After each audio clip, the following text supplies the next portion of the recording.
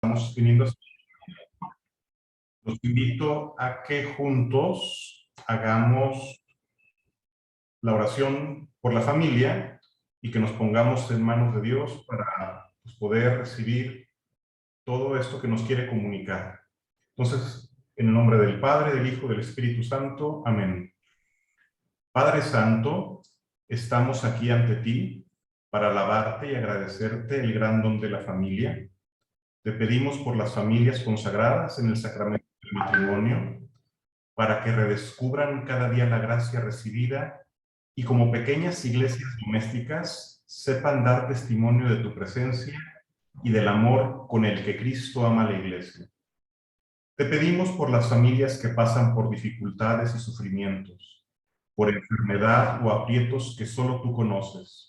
Sosténlas y hazlas conscientes del camino de santificación al que las llamas, para que puedan experimentar tu infinita misericordia y encontrar nuevas formas de crecer en el amor.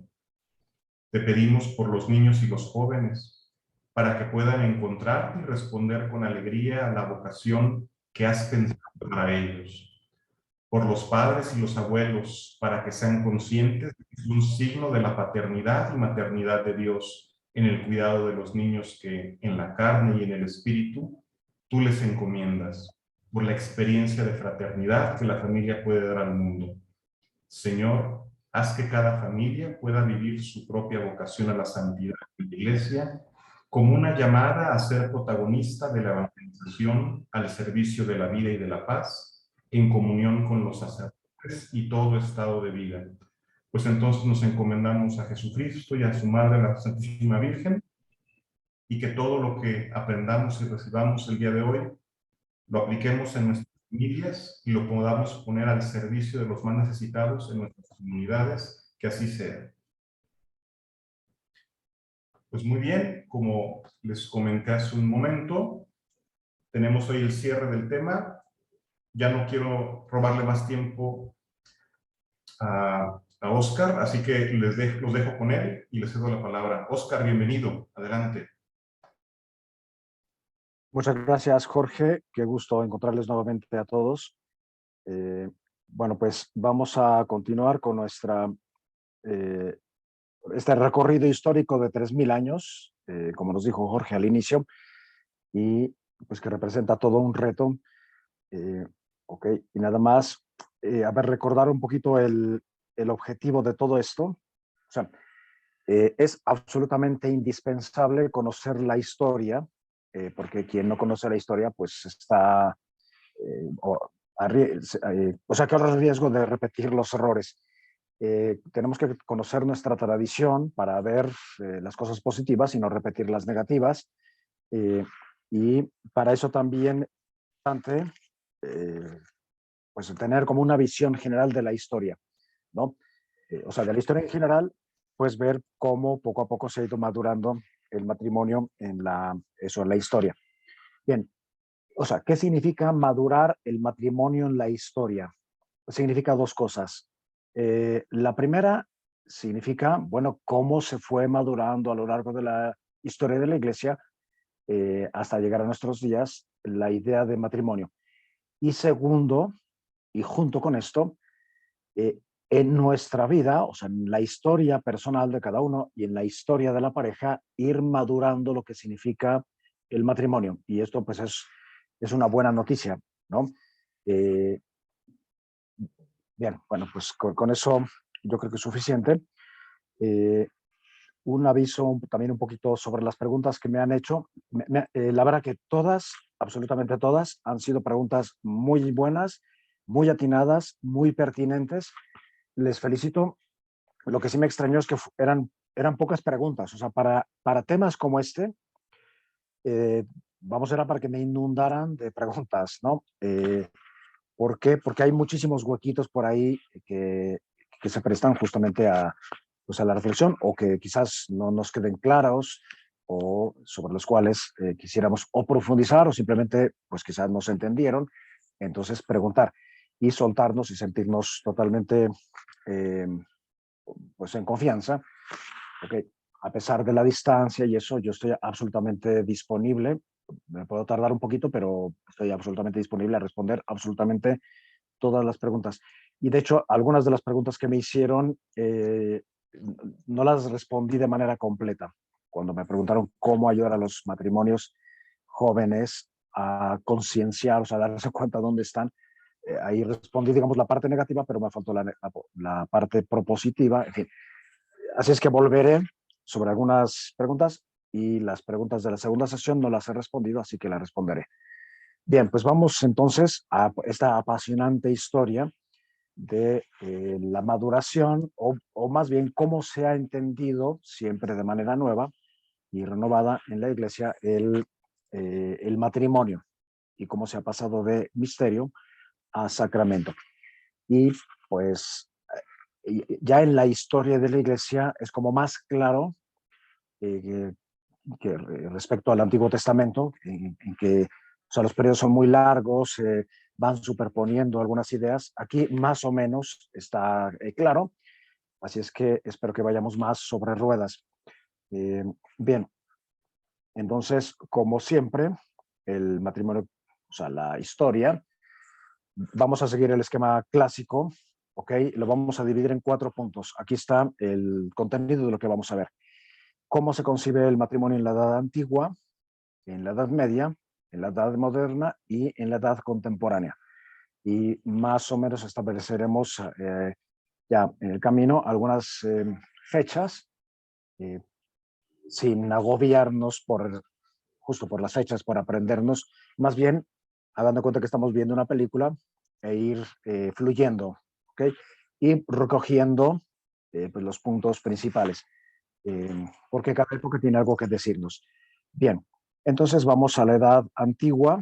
La Edad Antigua comprende, para lo que nos importa, o sea, ya en la historia del cristianismo, pues desde el año 0 hasta el siglo séptimo más o menos. Ok, bien, entonces vamos para allá.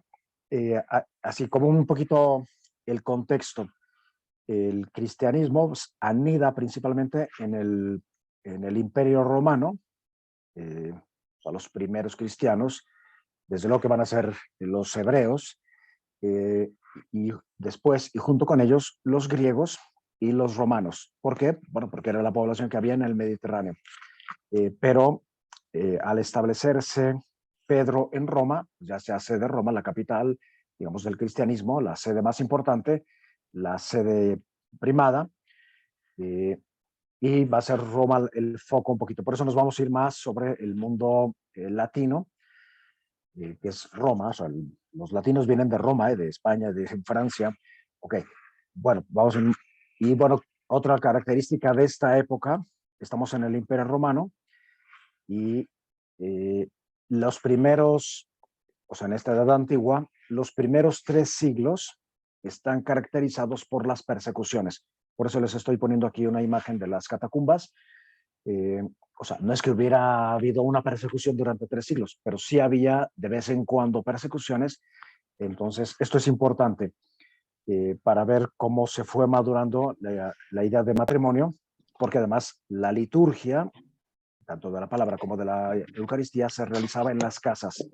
Y ahí las mujeres tenían también bastante capacidad de decisión. Tu bolsa. Bueno, hay algún micrófono. Bueno, entonces los 3 primeros siglos están marcados por las persecuciones y a partir del año 313, gracias al emperador Constantino, cuya madre ya se ha convertido al cristianismo, y hay muchas familias que clandestinamente son cristianas, pues el emperador dice, es absurdo que sigamos persiguiendo al cristianismo. Entonces el cristianismo pasa a ser una religión más en el imperio, o sea, se le libera de la persecución. A partir de ahí, vamos a entrar en un periodo que se llamaría el periodo imperial. Y bueno, como sabemos todos, el imperio romano va a caer no por los ejércitos, sino por la mediocridad de las costumbres y por pues, la decadencia y el abandono de los valores en las familias. Ok, y pues ahí termina la edad antigua, más o menos en el siglo VI, por sexto, séptimo por redondear. Pues vamos a ver qué es lo que pasa en ese periodo. Un segundo. Y bueno, como digo, vayamos fluyendo. ¿Qué pasa con los primeros cristianos? Bueno, que van entendiendo paulatinamente. Aquí hay que decir que en el mundo antiguo hay dos tipos de matrimonios, ¿ok? El matrimonio que se realiza en Grecia y en el Antiguo Testamento se caracteriza por que tiene dos periodos, ¿ok? ¿Esto qué significa? O sea, que entre los griegos, y como ya vimos en el Antiguo Testamento, eh, el matrimonio, o sea, la pareja, primero realiza unos esponsales y ya deja pasar un tiempo y ya después se realiza propiamente la boda. Ok. En cambio, el segundo tipo de matrimonio es un poquito parecido al nuestro, es el que se realizaba en Roma y este tenía una sola celebración. O sea, llegaba la pareja que se iba a casar, y muchas veces por decisión de los padres o por decisión de o sea, la autoridad de la familia, se casaban y ya en un solo acto, que además era privado, eh, pues ya eran considerados matrimonio. Bueno, y entonces, ¿cómo los veía la gente? O sea, ¿cómo sabía la gente que estaban casados? Bueno, porque los veía en la plaza, en el supermercado, en en la sociedad, entonces ya deducía que eran matrimonios. Entonces, bueno, esto parece que es una tontería, estos dos tipos de matrimonio, pero van a pesar mucho a lo largo de la historia, porque el llegar así de repente a la boda y ya ser esposos, pues está muy bien, pero siempre como que va a tener una, una cojera, o sea, siempre, y sobre todo en la actualidad, porque todo hay que traerlo a ver qué nos sirve y qué no nos sirve. En la actualidad es absolutamente urgente definir etapas y casi recuperar los esponsales, ¿ok? O sea, definir pues, el compromiso, además definir antes el noviazgo, o sea, definir etapas. Bastante indefinida es la vida como para añadirle indefinición. Entonces, el primer punto es ese, que hay dos tipos de matrimonios.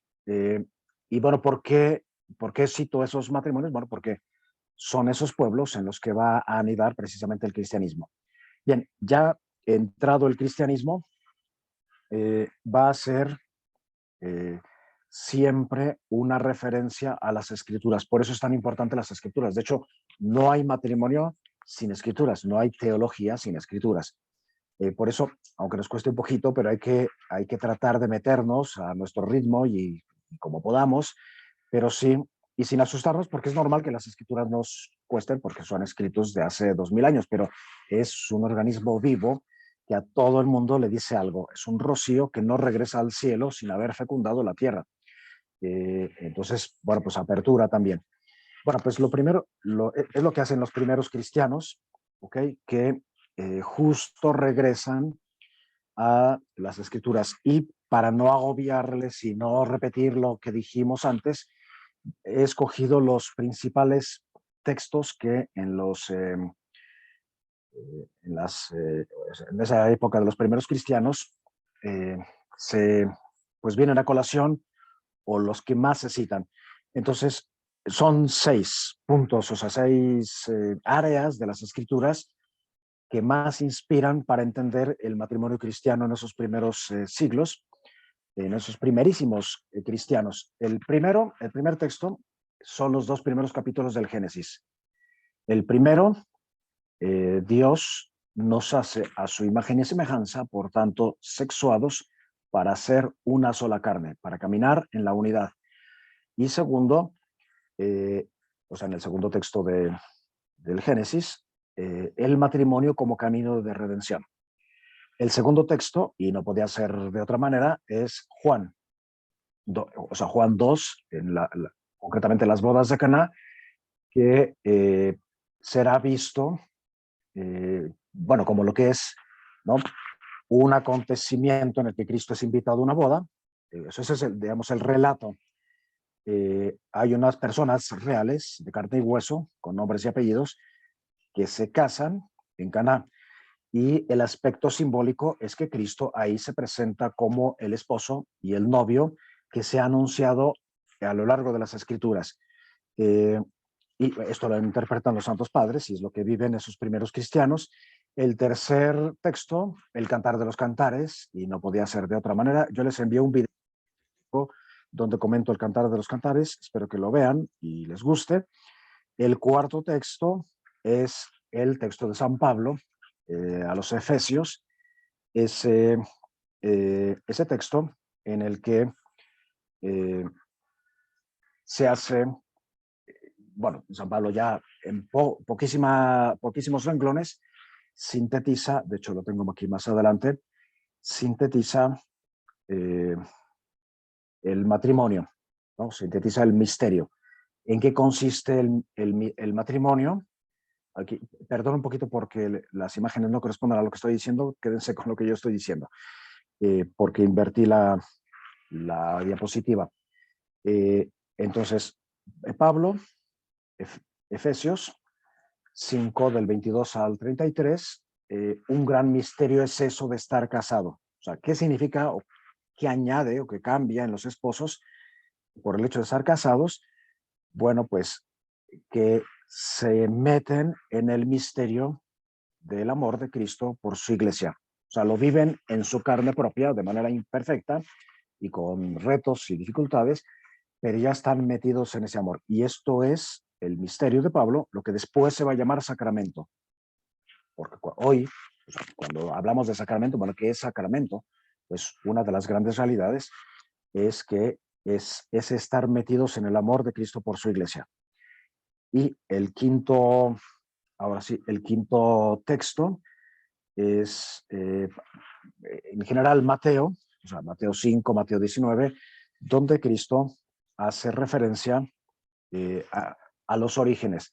Cuando le preguntan sobre el divorcio, a ver, podemos divorciarnos de nuestras esposas, pero ¿cuáles son los motivos suficientes? Cristo dice, a ver, pero no han entendido que Dios al principio, o sea, en su proyecto, está que los hombres, o sea, hombre y mujer, sean una sola carne.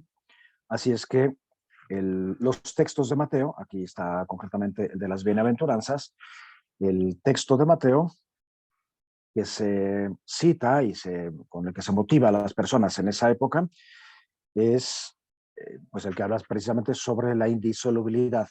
En el proyecto de Dios está el que el matrimonio es indisoluble. Por tanto, excluye el adulterio y añade una novedad que la voy a mencionar en el punto 6.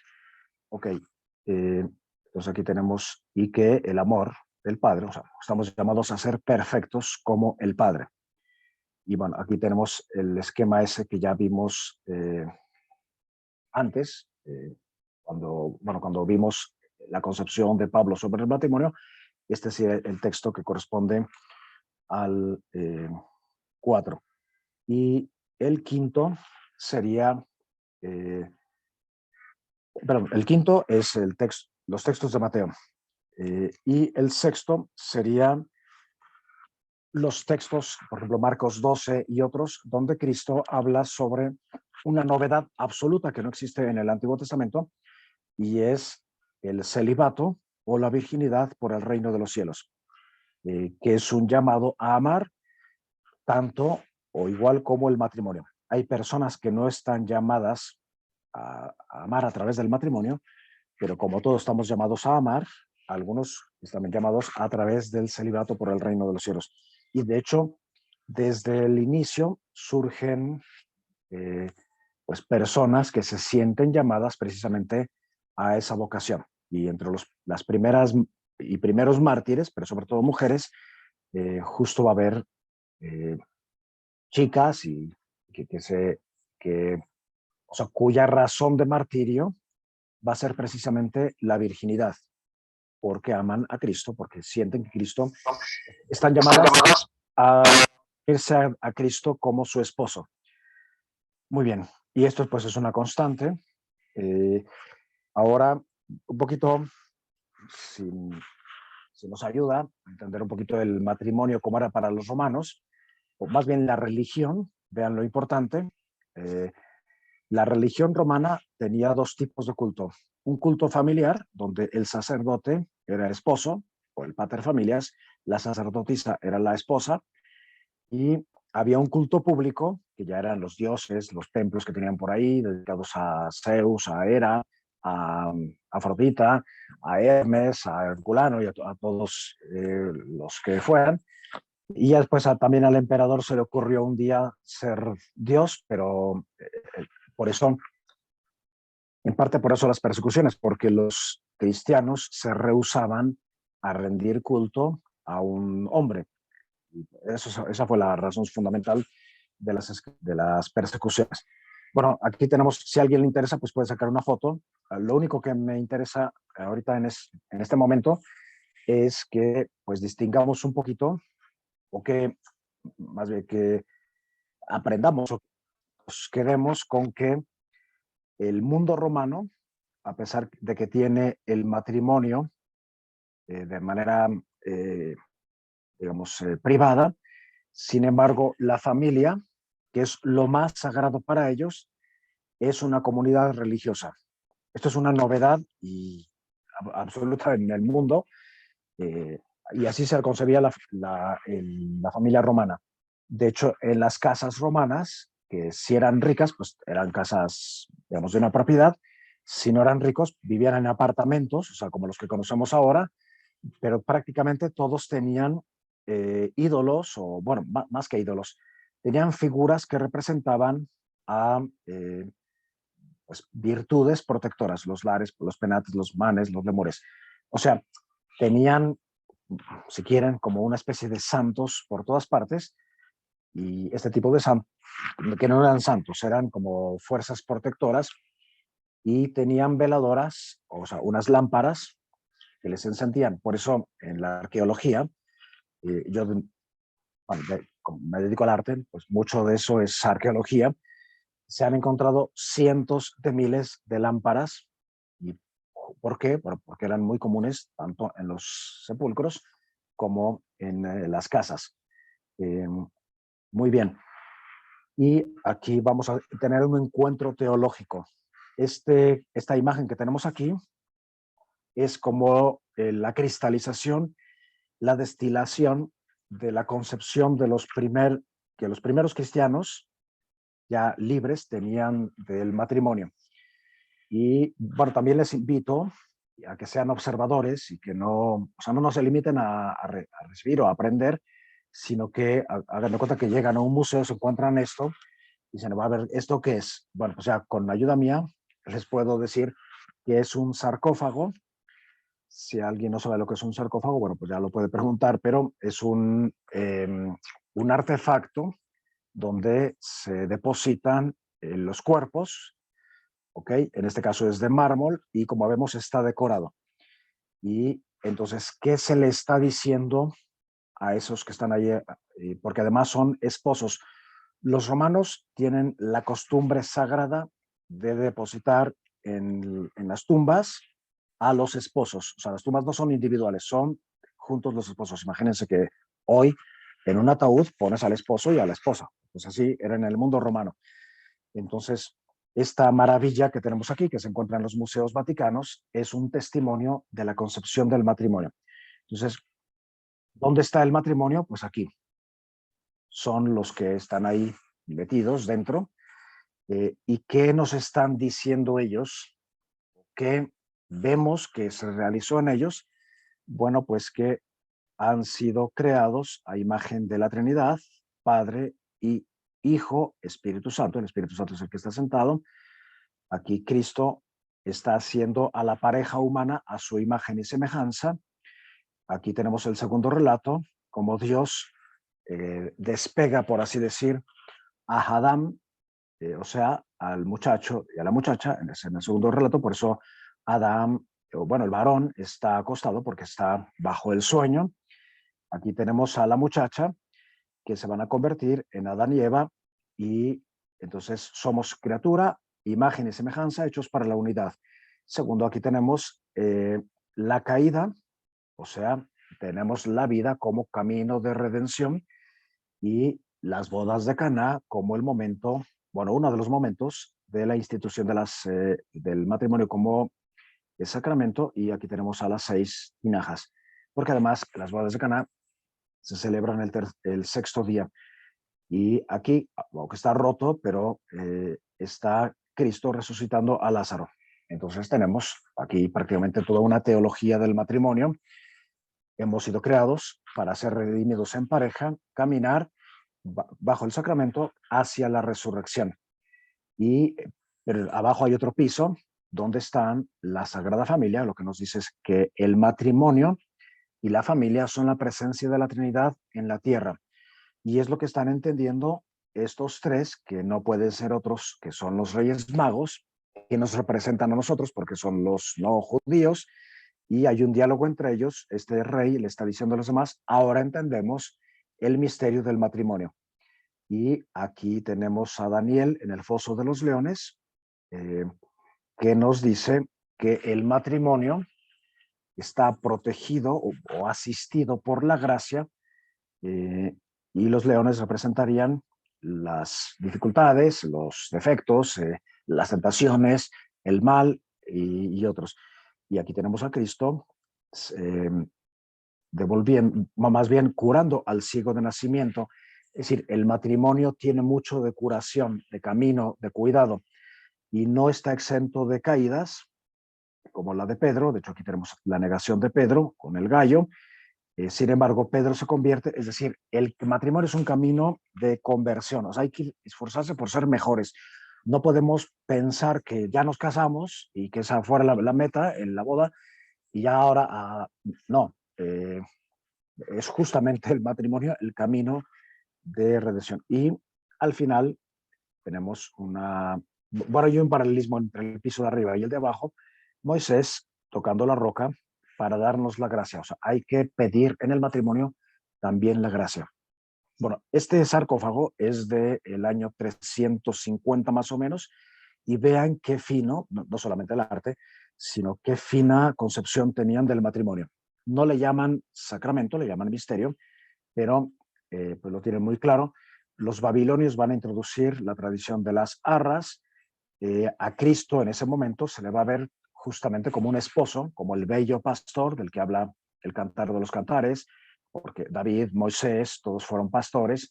Entonces, es muy importante la figura del bello pastor, porque el pastor en la antigüedad representa siempre una figura amorosa, y por eso se le va a representar así a Cristo, que es muy diferente. Por ejemplo, pues un muchacho muy joven, no tiene barbas, la túnica pues es una túnica típicamente siria, y bueno, las típicas vestiduras, y está cargando a su esposa representada en la oveja. Bueno, pues todo esto son como eh, son mensajes que nos hablan de cómo concebían ellos el matrimonio. Estamos en el año 300, ahorita ya llegamos al 400 prácticamente, y nos encontramos con el padre de la teología del matrimonio, que es Agustín de Hipona, un hombre que fue el rey de la fiesta, de hecho, que tuvo una relación, una, una relación libre con una mujer, hasta que su mamá Mónica dijo, a ver, aquí ya se acabó, porque además él era de una clase, la mujer era de otra. El caso es que lo separó, y bueno, ya mucho después se convirtió, perdón, y bueno, pues es uno de los grandes filósofos y uno de los grandes teólogos, y él estudiando va eh, eso, como a sintetizar el matrimonio. O sea, ¿qué es el matrimonio? Bueno, pues él lo define como bienes. O sea, no, la iglesia siempre se ha puesto del lado de la persona, del lado del amor, del lado de la pareja.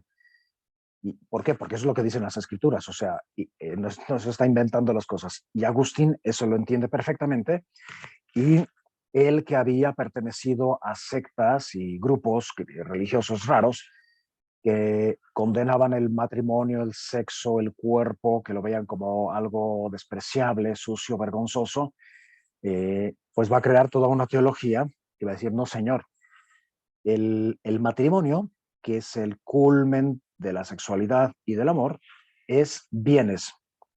O sea, ahí hay como un desfase, ¿no?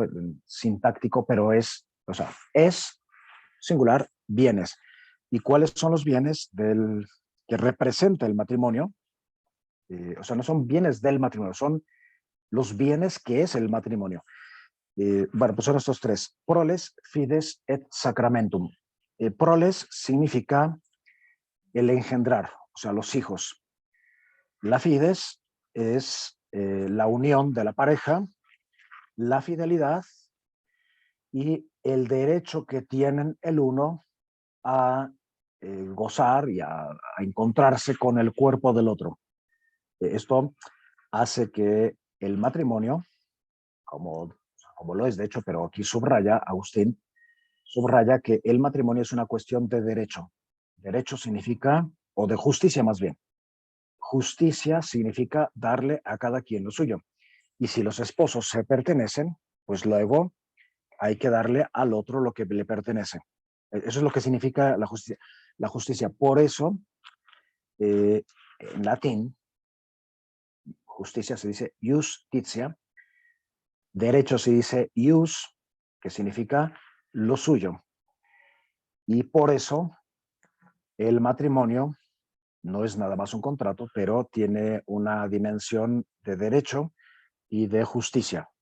Bien, y el sacramentum representa varias cosas. La primera significa que la pareja, los que están casados, están metidos o insertos en el amor de Cristo por su esposa.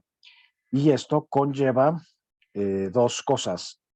Una es la indisolubilidad y la otra es que excluye el divorcio, porque los romanos tenían una gran intuición, pero como los judíos del Antiguo Testamento, aceptan el divorcio.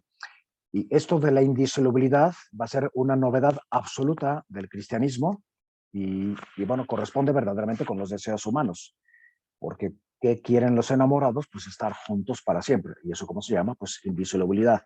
O sea, lo que hace la iglesia es respetar lo que quieren las personas. O sea, la iglesia no va a pisotear ni se va a poner en contra de la intuición que hay en el ser humano.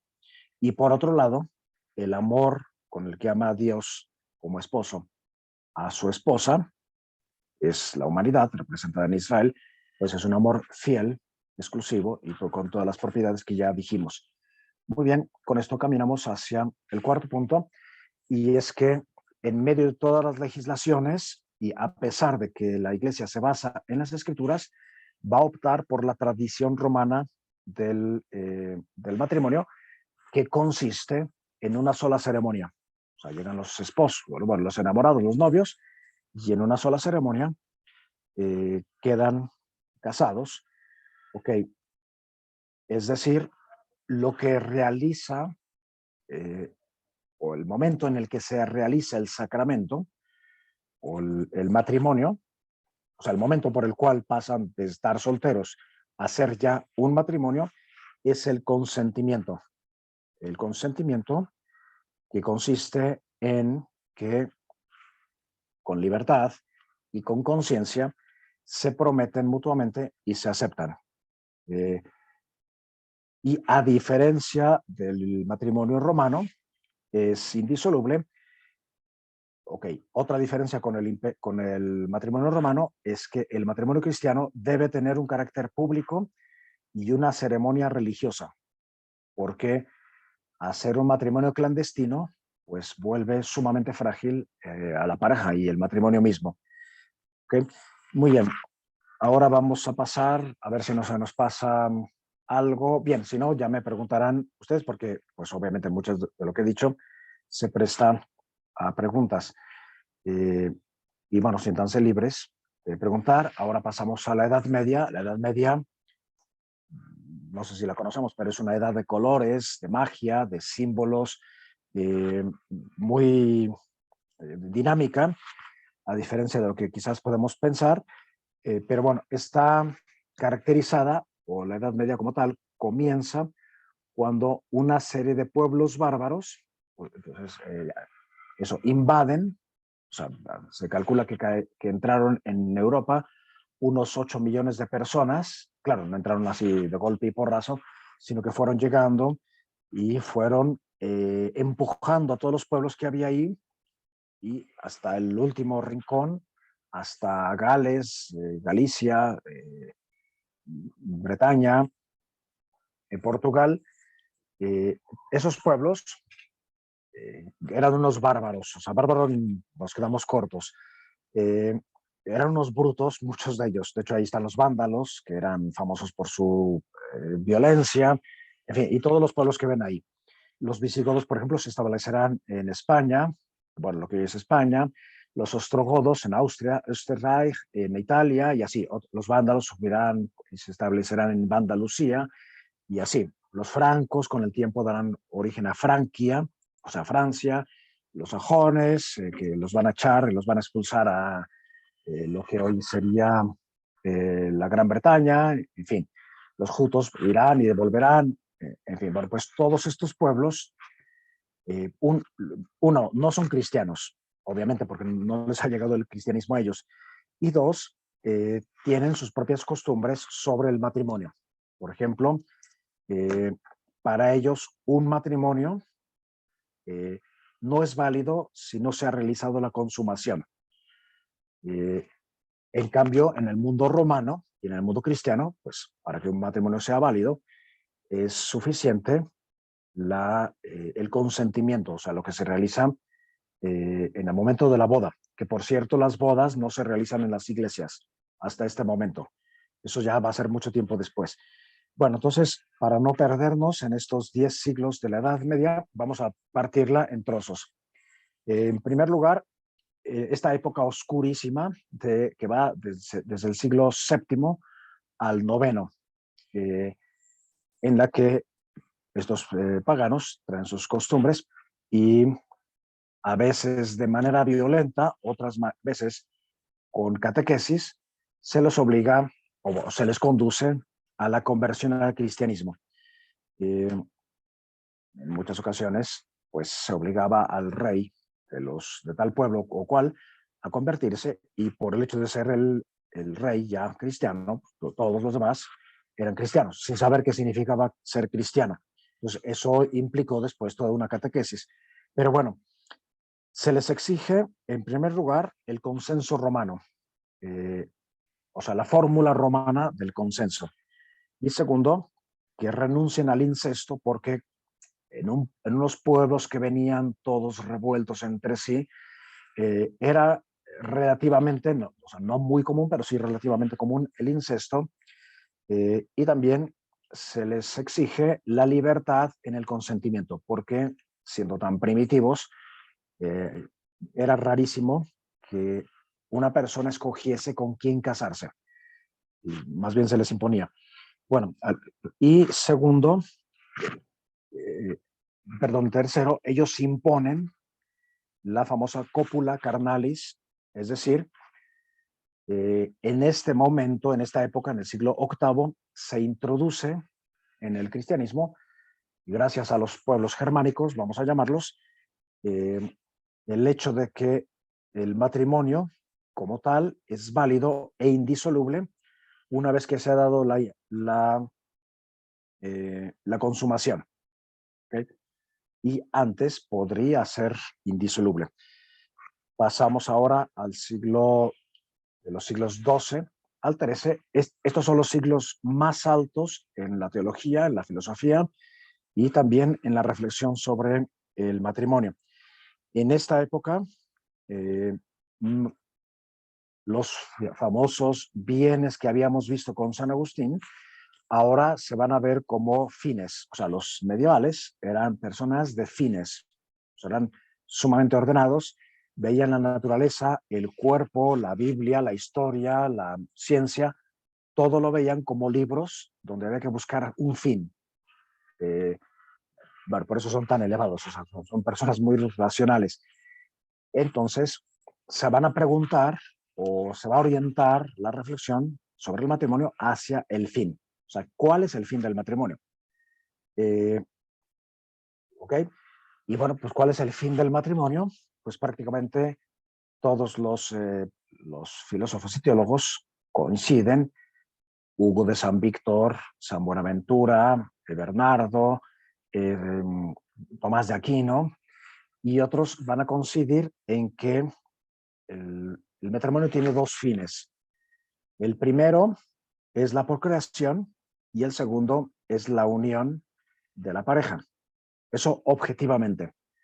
Pero subjetivamente, el primer fin es el bien, o sea, la unión de la pareja, y subjetivamente la procreación. ¿Esto qué significa? Pues, a ver, tú cuando te casaste o cuando te casas, ¿por qué te casas?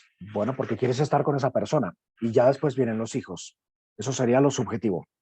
Lo objetivo, o sea, visto desde fuera, bueno, eso es porque se casaron, bueno, porque quieren tener hijos y además, o bueno, o porque están hechos para tener hijos y además se unen. Entonces, es una división un poco que nos puede parecer bizarra y un poquito fina, pero es así, ¿no? O sea, la conclusión de los fines es que no hay uno más importante que el otro. ¿Okay? Entonces, bienes, fines, y, pero aquí se va a introducir una cosa importantísima y es que voy a saltar algunas cosillas. Se introduce por fin y por primera vez el amor, o sea, como un problema, porque en esa época los matrimonios son arreglados, bueno, en general se ha reducido la libertad de las personas, entonces yo estoy enamorado de fulanita, pero por mi clase social y por las decisiones de mi familia, donde yo cuento muy poco, estoy obligado a casarme con sutanita. Entonces, se van a introducir los modelos amorosos. Eh, ¿Y cuál es el modelo amoroso que se introduce aquí? El amor cortés. ¿En qué consiste el amor cortés? Consiste en que el amor se hace fuera, fuera del matrimonio y el matrimonio es otra cosa. O sea, aquí se nos mete el divorcio que hay entre amor y matrimonio y que lo seguimos viendo en las telenovelas, en las pelis, en las series, en las canciones y en todas las historias. ¿Por qué? Porque ¿dónde aprendemos a amar? Pues aprendemos a amar en las historias de amor. ¿Y dónde están esas historias de amor? Pues en las novelas, en la literatura, pero hoy como nadie lee, bueno, pues Hollywood nos ha ahorrado la penosa tarea de leer y ahí están bueno, todas las historias. O sea, desde hace 800 años, desde esta época, estamos aprendiendo a amar de cuentos de hadas o en cuentos de hadas. Y esto es importantísimo por lo que va a venir después.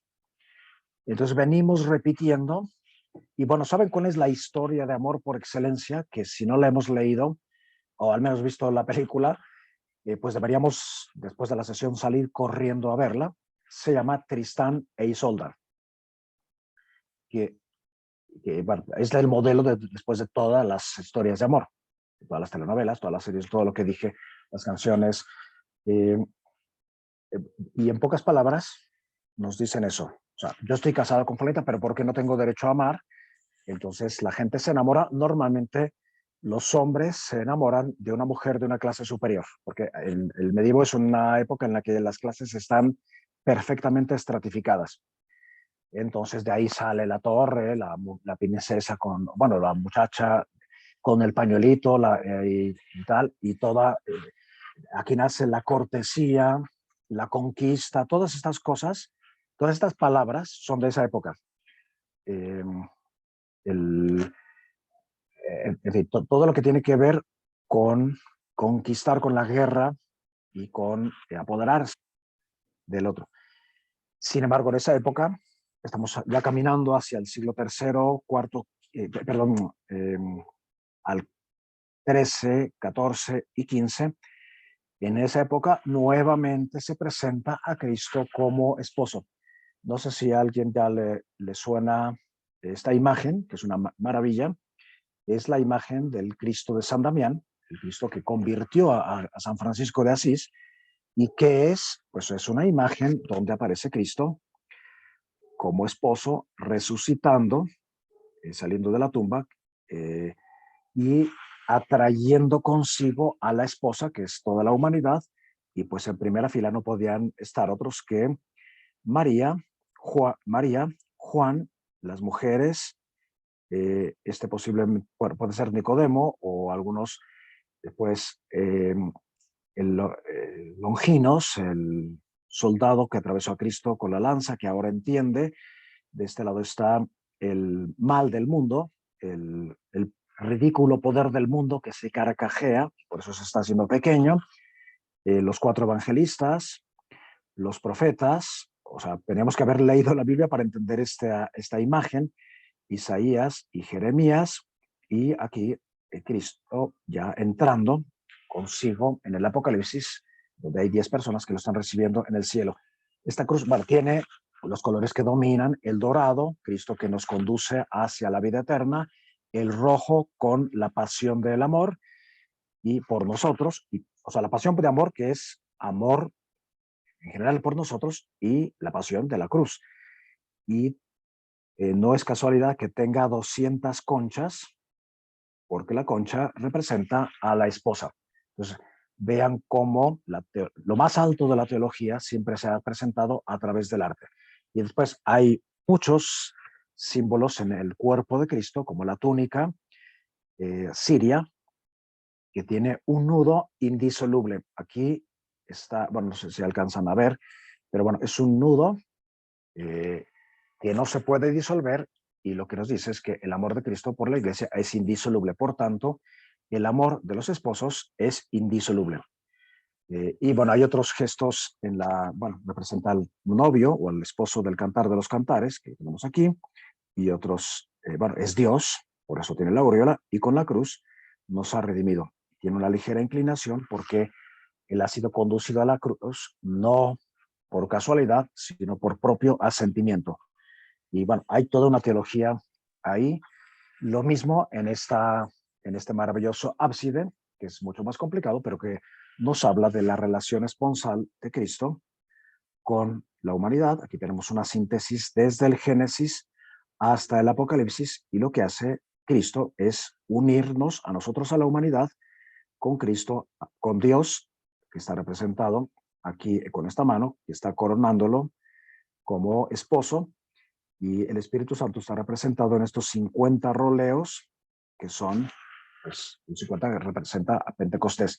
¿Y quiénes nos están enseñando esto? Pues Cristo mismo, que lo tenemos aquí arriba, los 4 evangelistas representados aquí: Marcos, Juan, Mateo, Lucas, Pedro, uno de los primeros santos, San Lorenzo, Isaías y Jeremías del otro lado. O sea, vean que eh, las sesiones pasadas no es que nos estemos inventando las cosas.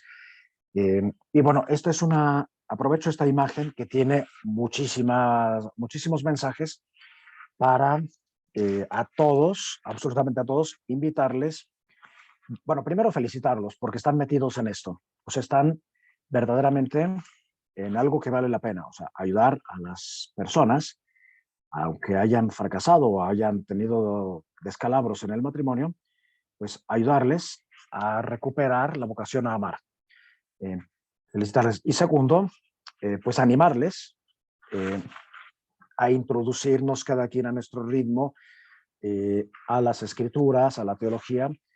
Y alguno de ustedes me ha expresado su dificultad. Bueno, pues agradezco su sinceridad, por un lado, y por otro lado, es absolutamente normal que, pues, si no estamos familiarizados con la iglesia, perdón, con las escrituras o con la teología, pues que nos cueste un poquito. Si ha sido la experiencia de algunos, bueno, pues es absolutamente normal. Y no es para desanimarnos, sino al revés. Y también para soltarnos. O sea, no hay que estar acartonados en todo esto, sino pues irnos más bien permeando y viendo esto como una película. Sí, y pues acoger la invitación de aquel hombre que se acercó al lago a decirle a unos pescadores: Duc in altum, doque basis, o sea, ve, o sea, deja tus redes, ve a lo más profundo del lago. lo más profundo del lago, bueno, ve a lo profundo, o sea, no podemos contentarnos con consejos y técnicas. Y es lo que Cristo le dijo a Pedro, bueno, a Kefas, que se llamaba así, duc in altum, que no sé por qué lo traducimos como remamar adentro, bueno, está bien, o sea, profundiza, pero duc in altum significa ve a lo más alto del lago, porque pues, el centro pues, es lo más alto, ¿no? En cambio, en griego se dice dokebasis. Dokebasis significa ve a lo más profundo, porque si vas al centro, vas a lo profundo. Bueno, pues acoger esa invitación con total soltura. Bueno, pues este ábside que nos revela la vocación humana a amar, que es el matrimonio, ¿cómo se llega a él? Pues aquí tenemos el piso. Vean la maravilla de teología en arte que se hacía en esa época. Este es el piso. ¿Y qué representa el piso? Que es una alfombra infinita de trozos de mármol, que además es pedacería, o sea, desperdicio, escombro. ¿Qué hacen estos hombres? Pues con el escombro crean estas alfombras maravillosas de mármol. Como Dios, con estos escombros, crea pues, auténticas obras de arte. ¿Y qué representa? Pues representa la vida de los esposos, los vemos aquí, que pues van celebrando etapas y bueno, pues cada día es una etapa. Estaré o viviré en la casa del Señor por todos los días de mi vida. O sea, hay que concretar qué vamos a celebrar hoy, cómo nos vamos a encontrar hoy, qué vamos a hacer hoy de diferente, hoy, cada día. Y bueno, también celebrar las etapas, en fin, y, o sea, ¿qué es el matrimonio? Pues un camino hacia la resurrección, a encontrarnos con Cristo que nos está esperando con los brazos abiertos. Bueno, eso es el matrimonio y es lo que nos dicen estos hombres. Y tanto el ábside como este maravilloso piso que se llama cosmatesco, y en Roma hay, y en el centro de Italia, hay cientos de estos tipos de mármoles, bueno, de pisos, y todos tienen simbolismos. La Capilla Sixtina tiene este tipo de pisos. No es nada más ahí buscar las manitas, si se juntan o no se juntan, no, hay que descubrir todo. Bueno, pues es lo que el encuentro teológico con el que nos encontramos. Y vean otra maravilla, estamos en el siglo XV. A través de este cuadro tenemos una síntesis de lo que significa el matrimonio.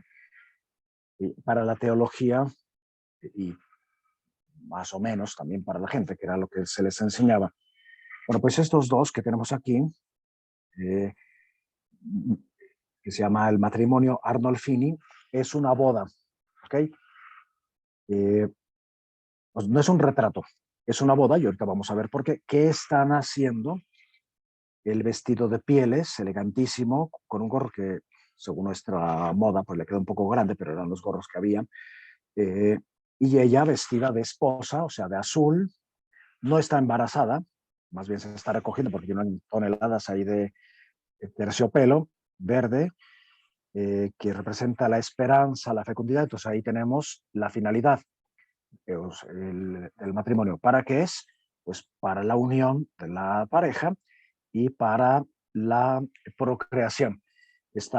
Tiene un velo blanco, con lo cual pues, nos confirma que esto se trata de una boda. ¿Y qué están haciendo? Están justo representando el momento en el que se aceptan y se donan, o se prometen y se aceptan. La promesa está representada en las manos de él, que la está sosteniendo, y la aceptación en las manos de ella. Aquí se atravesó un perro, bueno, el perro que significa la fidelidad y la indisolubilidad. Como ven, bueno, voy a acercar un poquito. Bueno, hay una cantidad infinita de detalles y de hecho no los voy a decir todos, pero tenemos allá un espejo al que ahorita vamos a ir, un candelabro que tiene una sola vela, que representa que el que realiza el matrimonio no son ellos, sino Cristo, y esta es pues una gran esperanza, Cristo representado en la única vela que hay en el candelabro, finísimamente pintado. Bueno, para pintar esto pues se requiere técnica y una gran sabiduría. Cristo que está realizando y ellos se lo están administrando. Entonces aquí ya aparece los ministros. ¿Quiénes son los ministros? Desde siempre se ha sabido en la Iglesia Católica que son los esposos que se administran en este momento y todos los días de mi vida. La vela también significa una sola carne. O sea, son dos, pero a partir de ahora solo una carne, como una vela que tiene la cera y la mecha. Las ceras representan a la mujer, la mecha al hombre, y se van consumiendo hasta que la muerte los separe. Y bueno, hay otros muchos, hay unos demonios que se están presentando aquí frente a la fidelidad. Significa que hay que estar atentos pues a las tentaciones y el demonio de la fecundidad. Hay unos frutos que significan dos cosas, significan los hijos y también pues saber que estamos bajo las consecuencias de la concupiscencia o del pecado original. Por tanto, la vida es lucha y hay que trabajar. Si vamos abajo, eh, vemos que están descalzos porque la tierra que están pisando, aquí tenemos los zancos de él, porque esto se da en Flandes, en la actual Bélgica, los zancos de ella, significa que la tierra que están pisando es sagrada, o sea, lo que se está realizando ahí es un sacramento.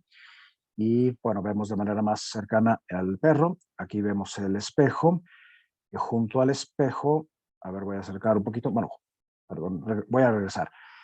Junto al espejo hay un rosario traslúcido y a ver si puse el espejo, debería haberlo puesto. Sí. Vean que en el espejo, para los medievales, los espejos son o sea, casi una cosa mágica. El espejo tiene un marco que representa el Vía Crucis, lo cual nos dice que el matrimonio es cruz. O sea, cruz no en el sentido que lo entendemos hoy de pues, aguantar, no aguantan los muros, las paredes y los asnos. No, no estamos hechos para aguantar. La cruz significa redención y exaltación. Entonces, ese es el momento y camino de redención. Y casi podemos ver más cosas desde el espejo que en el mismo cuadro. Y bueno, ya el espejo como tal que representa, pues representa la presencia de Dios que los está acompañando. O sea, están insertos, metidos en el misterio. Aquí está Pablo a todo lo que da, Efesios 5. Y por fin vemos a alguien más que no son solamente los esposos, y es el pintor que está allá, que es Jan van Eyck, eh, con su esposa, y quizás haya alguna otra persona allá atrás, que son los testigos por parte de la iglesia del matrimonio. O sea, aquí ya tenemos los elementos del sacramento. Es una maravilla. Y bueno, vean la finura del rosario que está aquí, que además es traslúcido, entonces representa la gracia, la presencia de la gracia, la luz que hay pues que necesitamos para caminar, que no estamos solos, y que las fuerzas humanas, las tinajas, se nos vacían, pero no, entonces no se trata de aguantar, sino de participar con la gracia de un camino, y pues eso es lo que le da fortaleza al matrimonio. Y con esto llegamos, bueno, espero que nos haya gustado este cuadro, que está ahí muerto de risa, y es o sea, es un tratado de teología del matrimonio de esa época.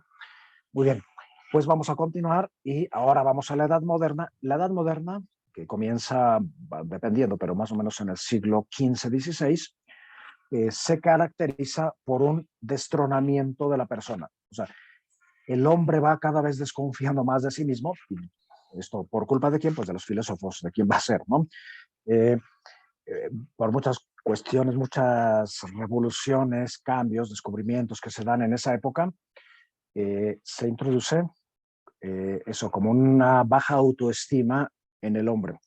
Y quien comienza eso, pues es un filósofo que se llama Ockham, un escocés y franciscano, por cierto. Y bueno, pues este hombre va a introducir, va a decir, un poquito va a caminar hacia un poquito como a quitarle la importancia al sacramento. O sea, ahora que ya habíamos llegado al clímax, pues comienza la desconfianza. O sea, va a decir que el Estado Bueno, voy a hacer un poco más sintético. Va a decir que, junto con otros filósofos que van a venir después, como los seres humanos somos malos por naturaleza, necesitamos que alguien, si alguien tiene encendido su micrófono, si lo puede apagar. Okay. Dado que los hombres somos malos por naturaleza, necesitamos que nos vigilen, que necesitamos ponernos de acuerdo, elegir a alguien que legalice o legisle, y una vez que legisle, pues ya todos nos aguantamos y por democracia aceptamos que eso es lo que hay que hacer, independientemente de si es verdadero o falso. Y bueno, los hijos espirituales de esa mentalidad, ¿quiénes van a ser? Pues algunos de los que tenemos aquí. Y Calvino, en Suiza, que va a establecer una república teocrática, ¿qué va a decir o a sostener Calvino sobre el matrimonio? Él va a decir, no, hay que regresar a la simplicidad evangélica. El matrimonio no puede ser sacramento, ni puede ser juzgado. No podemos juzgar los sentimientos de las personas. Entonces, a pesar de que es muy rígido en ciertas cosas, va a negar la sacramentalidad del matrimonio. Otro señor, Lutero, que es un monje agustino, va a decir que eso de que el matrimonio es un sacramento es una soberana tontería, como una cosa donde hay líquidos seminales, etcétera, puede ser sacramento, pero sí reconoce la dignidad del matrimonio como tal. Entonces ahí hay como una pequeña contradicción. Bueno, este señor que tenemos aquí, que se llama Enrique VIII, justo en esa época va a escribir un tratado en defensa del matrimonio. Y es un tratado bastante inteligente respondiendo a estas negaciones. Ya después, este hombre fundará su propia iglesia personal, que es la iglesia anglicana que conocemos en la actualidad, y a esta confusión, negación, baja autoestima del hombre y del matrimonio, va a responder Trento. Trento es una ciudad alemana donde se realiza el concilio más importante de la historia. eh, Va a reordenar prácticamente toda la vida de la iglesia. Es un concilio que se tenía que haber tenido un siglo antes, pero bueno, se fueron atrasando las cosas y tuvo que explotar esta bomba para definir lo que es la vida de la iglesia. Y la última cuestión prácticamente que se trata en el concilio es justamente el matrimonio en un documento que se llama Tamesi. En los números, en estos números de la colección de documentos. Entonces, bueno, sin detenernos en todo, pero puse todos los textos que se refieren al matrimonio dentro del Concilio de Trento. Primero, dice que ha sido proclamado por el Espíritu Divino y eso se ve en o sea, la primera pareja. En la primera pareja hay un proyecto para todos los seres humanos que ha sido instituido por Cristo en diversos momentos. Entonces, en este momento se define por primera vez en la historia de la Iglesia que el sacramento, que el matrimonio es uno de los 7 sacramentos de la Iglesia. Entonces antes no era, no, siempre lo ha sido, solo que aquí, dados los ataques al matrimonio, ya se define eh, definitivamente, valga la redundancia, y eh, haciendo referencia a algunas citas. Después, eh, Cristo es el instituidor y realizador de los venerables sacramentos. O sea, no solamente de este, sino de todos, entre los cuales está el matrimonio. Eh, y ahora es cuando comienza a responder a Calvino, a Lutero y a todos los furiosos hombres impíos de este siglo que no solamente han hablado equivocadamente del venerable sacramento, y que han introducido costumbres con pretexto del Evangelio. Ahí está hablando claramente de Calvino. Con la excusa de regresar a la simplicidad del Evangelio, están tirando por la basura el sacramento. y ya comienza a responder a los diversos errores y herejías y los declara cismáticos, perniciosos, a aquellos que niegan la sacramentalidad del matrimonio. Y aprovecha también, bueno, este es el número, el canon 1, en el que se define solemnemente que el matrimonio es uno de los 7 sacramentos. Entonces, a partir de aquí ya no hay duda de que los sacramentos son 7 y que uno de ellos es el matrimonio.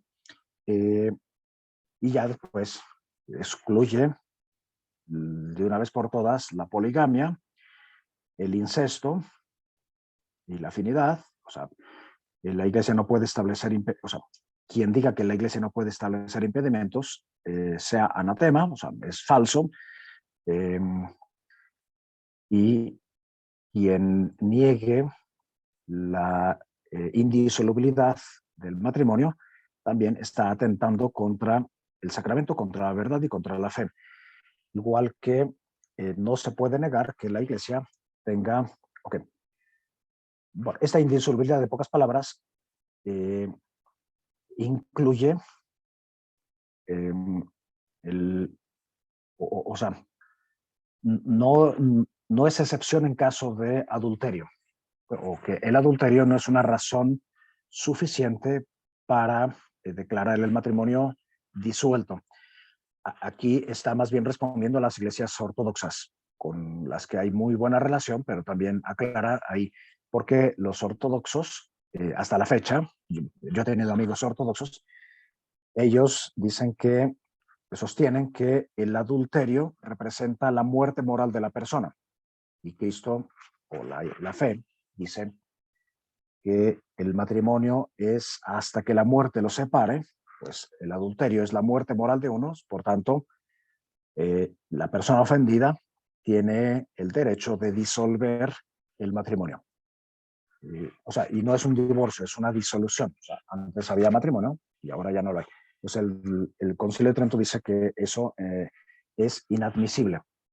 Y así otros, es evidente. Ok. Bueno, otros, si a alguien le interesan los textos, bueno, están en internet, no es muy difícil encontrarlos. Voy a ir un poco más deprisa para que nos dé tiempo de llegar hasta el final, que se pueden dar muchas causas de separación. Entonces aquí distingue que el matrimonio es, siendo indisoluble, excluye el divorcio, pero por causas suficientes se puede llegar a la separación. O sea, la separación pues es una solución, pero no el divorcio, porque el divorcio es una decisión arbitraria de los esposos que se saltan la realización que Cristo ha hecho del matrimonio. ¿Okay? También habla de que los clérigos, bueno, subraya una disciplina eclesiástica, no divina, por la cual se admite entre los clérigos o entre los sacerdotes solamente a personas célibes. Entonces aquí lo confirma, y esa ley es humana y podrá cambiarse. Habla también del estado de virginidad o celibato. O sea, celibato es en general, virginidad obviamente en el caso de las mujeres, y como un camino de amar con todo el corazón, como un camino esponsal. Y bueno, una cuestión disciplinar, y es que en algunas solemnidades no puedes realizar la boda. Pues ahí lo confirma. Y bueno, vean la cantidad de... Bueno, nada más así como un detallito. Todo esto se cerró en la sesión 25, el 4 de diciembre del 1563. O sea, es de las últimas, si no recuerdo mal, la última sesión de todo el concilio. Los padres conciliares ya llevan casi las maletas para regresar a sus lugares y celebrar la Navidad, y no se fueron sin aclarar la doctrina sobre el matrimonio. Maravilla. Y ya después, dentro de la modernidad, seguimos caminando hacia el siglo XVII, XVIII. En el siglo XVIII se da en Europa un fenómeno que es el regalismo. El regalismo significa que los reyes se autoproclaman soles, o sea, son los que deciden toda la vida sobre sus reinos, y es el absolutismo, si queremos. Entonces, se adueñan de todas las leyes que tienen que ver con el matrimonio. O sea, literalmente entran en las iglesias, saquean todos los documentos, o sea, las actas de matrimonio, de bautismo, etcétera, se quedan, y a partir de aquí el Estado dice, eh, nosotros somos quienes, o sea, quienes van a regular a partir de ahora los matrimonios, quienes van a decidir toda la legislación en torno al matrimonio. Entonces nace aquí el matrimonio civil tal como lo conocemos en la actualidad. En el siglo XIX, o sea, prácticamente en 1800 al inicio, se introduce otro modelo de amor, que es el romanticismo, que es pues otra manera como la que nosotros amamos. Antes habíamos visto el amor cortés, pues ahora hay eh, como eso, otra revolución amorosa, que lo que dice, para no alargarme, lo que dice es que amar no es más que estar enamorado, y el amor acaba. ¿Okay? Porque el sentimiento es humo y ceniza la palabra, el amor acaba, porque se vuelven cadenas, lo que fueron cintas blancas, el amor acaba, y bueno, todas esas tonterías nacieron aquí. Y por tanto, si el amor acaba, y es verdad, o sea, si el amor es enamoramiento, pues está claro que va a acabar. Entonces, ¿qué sentido tendría el matrimonio? O las personas que se casan, pues que sepan que entran a la tumba del amor. Por eso en los pueblos se celebran, al menos en el centro de México y en otros lugares de Centroamérica, se celebra un funeral dentro de la boda. No sé si les ha tocado. Bueno, pues de aquí viene. Eh, bueno, el caso es que la gente se deja colgado el amor en la puerta de la iglesia, y ya después pues entran, si se quieren casar, pues a la responsabilidad, a la cruz, a la abnegación, a la entrega. Entonces, todas estas ideas son típicamente románticas. O sea, fundar o fundamentar todo en el sentimiento, y los sentimientos pues obviamente acaban. Bueno, con esta maravillosa escena, o más bien foto, de la Sagrada Familia, que es una apuesta por la familia, una iglesia, una basílica que se está apenas construyendo, que lleva 80 años, bueno, 100 años, no, perdón, 120 años o más construyéndose, y a quien tenía que estar dedicada pues a la Sagrada Familia. Es una de las grandes apuestas, es la iglesia más alta jamás construida, y además recupera todo el espíritu de la Edad Media, pero con la técnica y la arquitectura del futuro.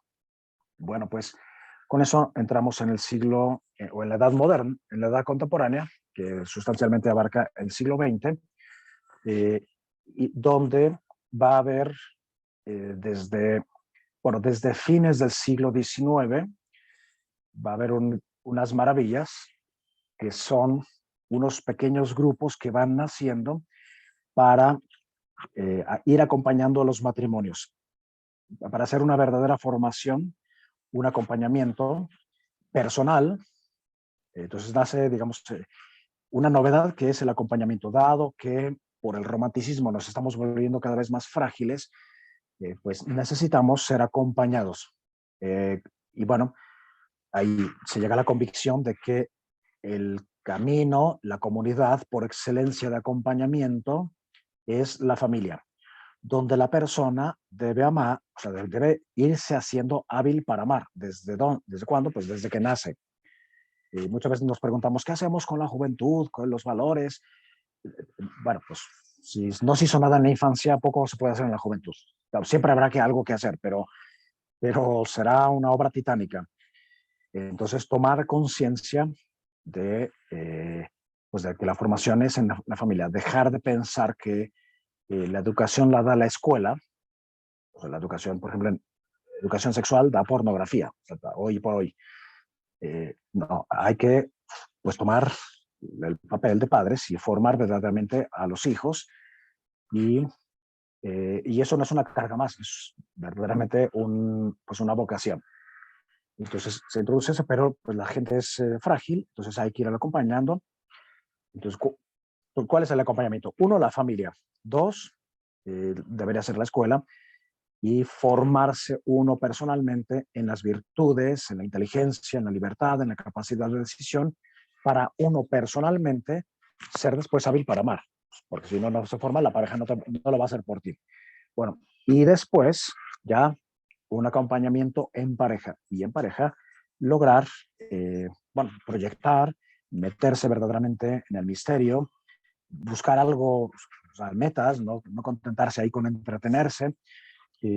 Bueno, todo, esto da como conclusión una visión totalmente nueva del matrimonio y de la familia como algo, y de la sexualidad como algo maravilloso, bueno, placentero, y todo lo que va por ahí, que en el fondo es lo que ya habíamos visto en las escrituras, ¿no? Las grandes convicciones. Entonces, ya se deja o se trata de dejar de ver las cuestiones sexuales y matrimoniales como un reglamento que te impone la iglesia, y más bien verlo como una aspiración y pues un camino que verdaderamente es un evangelio, o sea, una buena noticia para la pareja. Por ejemplo, la indisolubilidad pues no es una imposición, es lo que quieren verdaderamente los enamorados cuando están ahí arrodillados, prometiéndose, y bueno, pues lo que quieren es estar juntos para siempre, si no, no estarían ahí.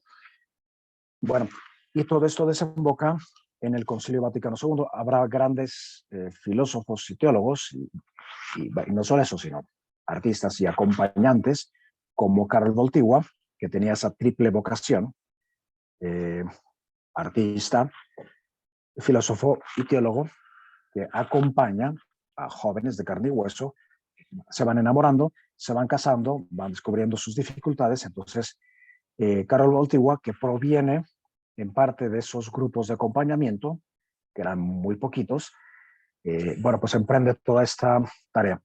En el Concilio Vaticano II va a cuajar toda esta nueva visión del matrimonio, y bueno, en ella Juan Carlos Voltigua va a tener muchísimo peso, y ya después, en el 1968, Pablo VI, con una determinación absolutamente personal, va a escribir La Humane Vitae en torno, o para aclarar, la postura cristiana, católica,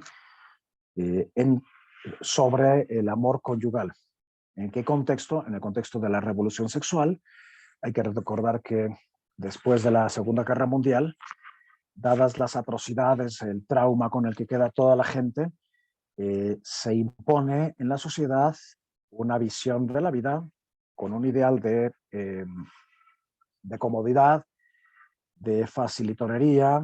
Se introduce, bueno, la vida de los hippies, bueno, todo lo que tiene que ver con la revolución sexual, que es la tercera revolución amorosa. Vimos el amor cortés, el romanticismo, pues aquí se mete esta otra, que sería, eh, bueno, pues una visión que concibe el amor como pura sexualidad, que es amor, relaciones sexuales.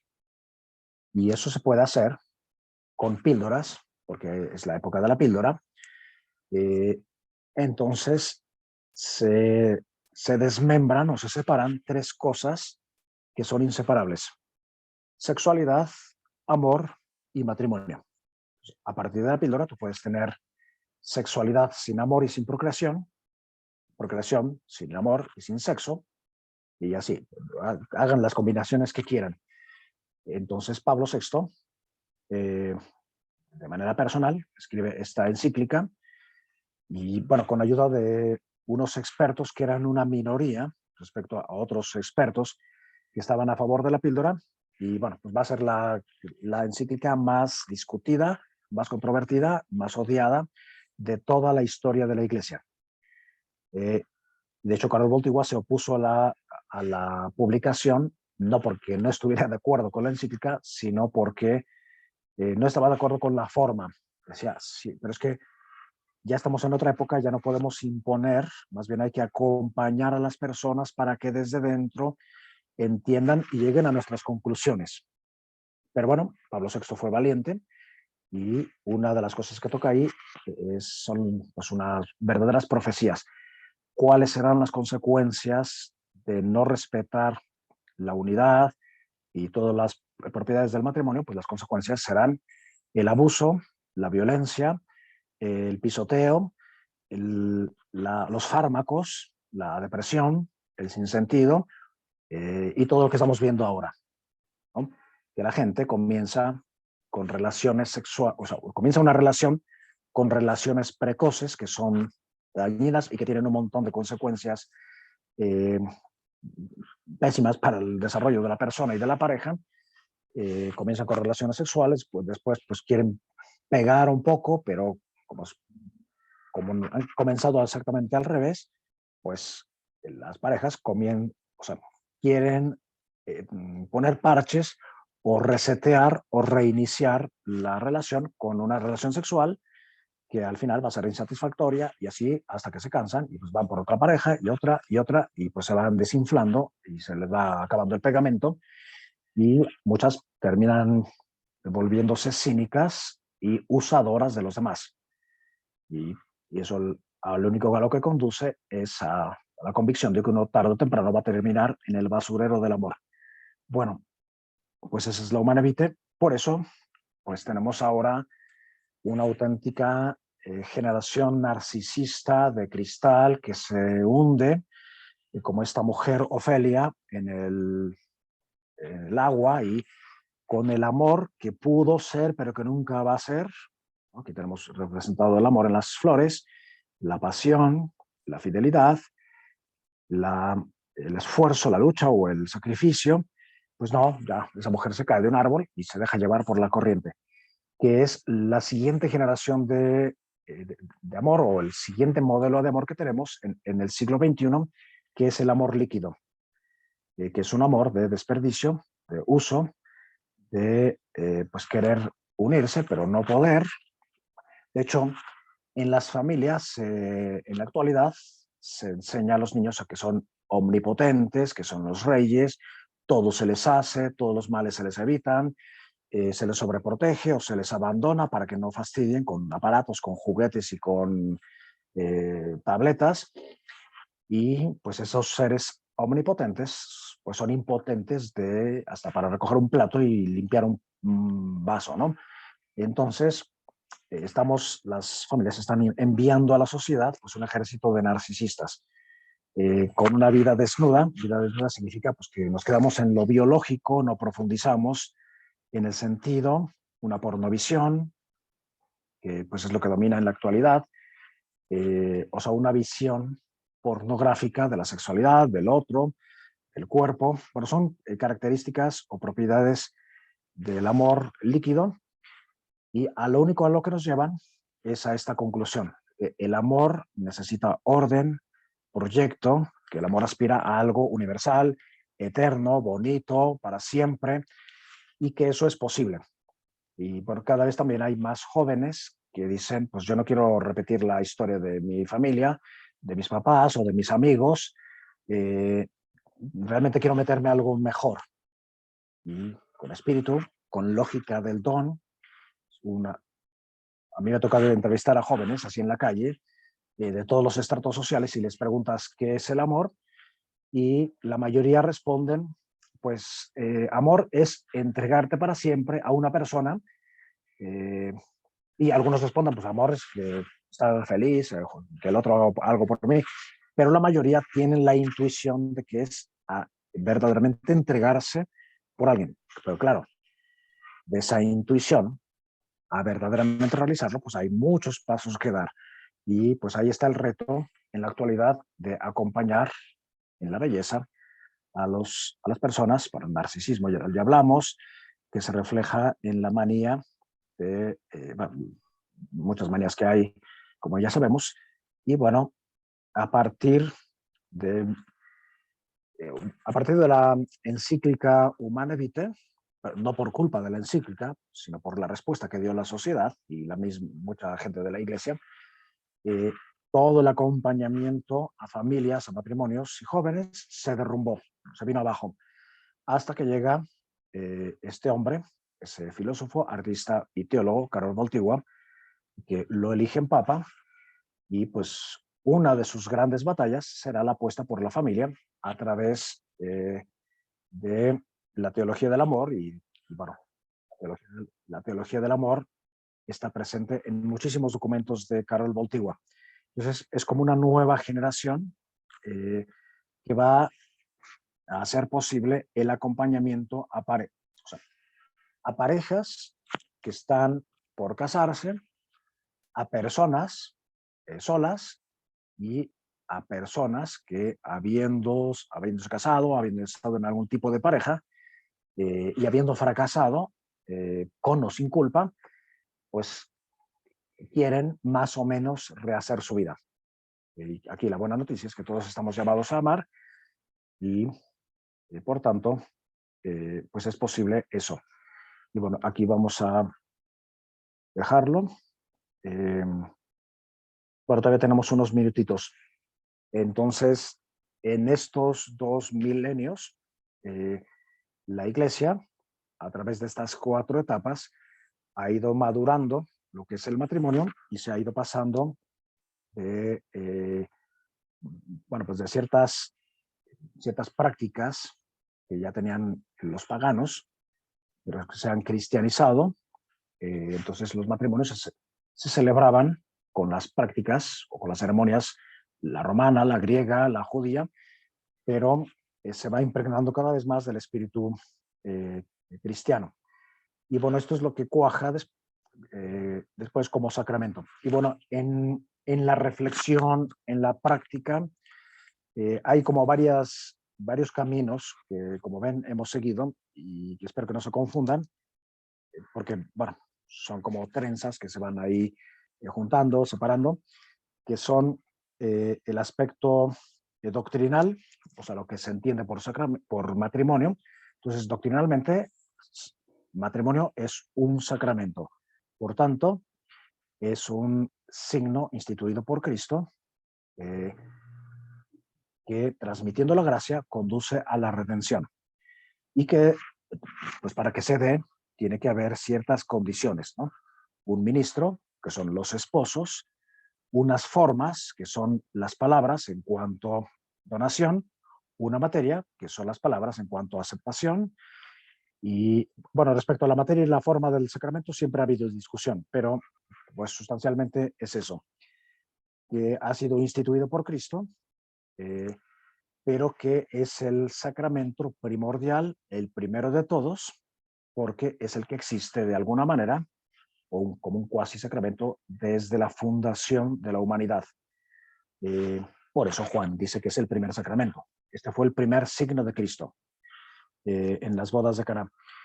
Pues entonces está un apartado después, uno de doctrina, otro de derecho, que, bueno, ustedes tendrán otras sesiones justamente de derecho, y justo porque el matrimonio pues es un lugar de derecho. Otro camino ha sido el de la liturgia. ¿Okay? ¿Cómo se ha celebrado el matrimonio? Entonces, prácticamente hasta el Trento, el matrimonio se celebra de diversas maneras, pero raramente se celebra dentro de la iglesia. Y Trento, en ese 1563, dice, a ver, pues si es un sacramento, lo mínimo es que se celebre dentro de la iglesia y además en el presbiterio. ¿Okay? Y bueno, es uno de los detalles. Ya después han ido cambiando las fórmulas, etcétera, pero la sustancia no ha cambiado. Y ya después hay otros aspectos que se desprenden de todo esto, que son el fin,